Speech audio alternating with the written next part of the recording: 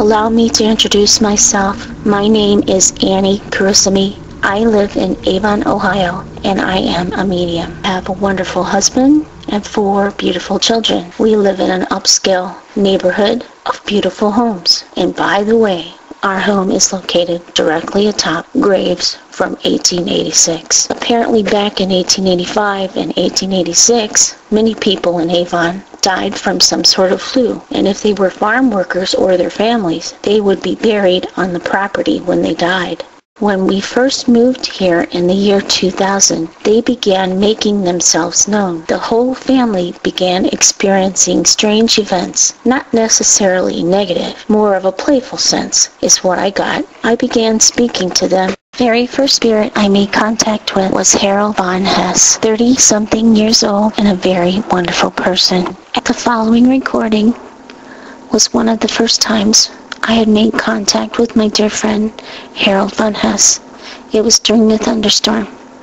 Listen carefully. At the end of the recording, you will hear his response. I am here with you. Thank you. Here with me. Harold, are you here with me?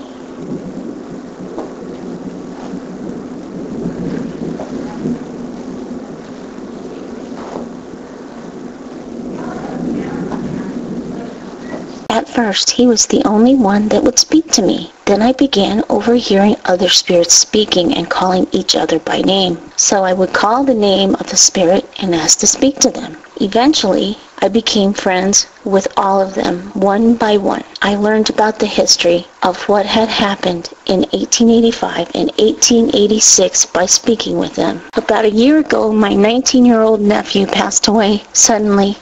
Something had ruptured in his brain. My son Joseph was with him at the time and performed CPR on him until help arrived. He was taken to a nearby hospital and pronounced dead.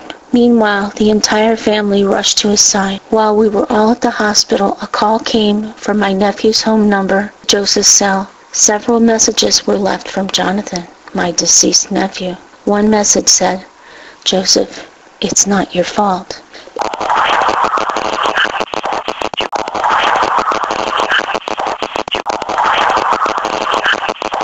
It was my nephew's voice. After the funeral, I went to his home to speak to him. He was hiding for some reason. I said, "Jonathan, could you be hiding in here? Please speak to me now." His reply was, "How'd you notice?"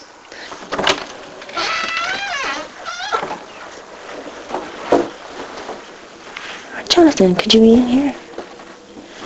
Could you be hiding in here? Please talk to me now."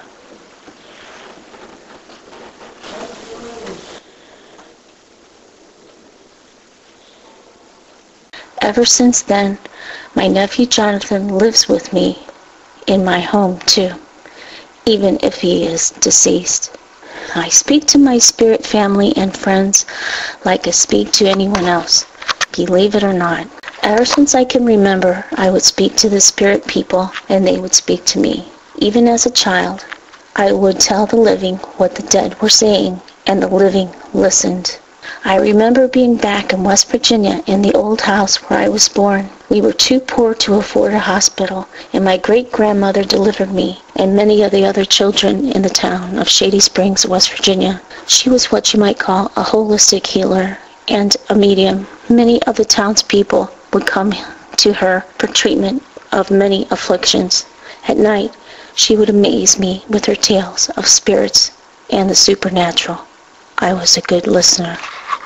Now it has been many years since my great-grandma has passed away, but I still remember her very clearly, and she's still with me as I carry on in her footsteps for the spirit's quest to be heard.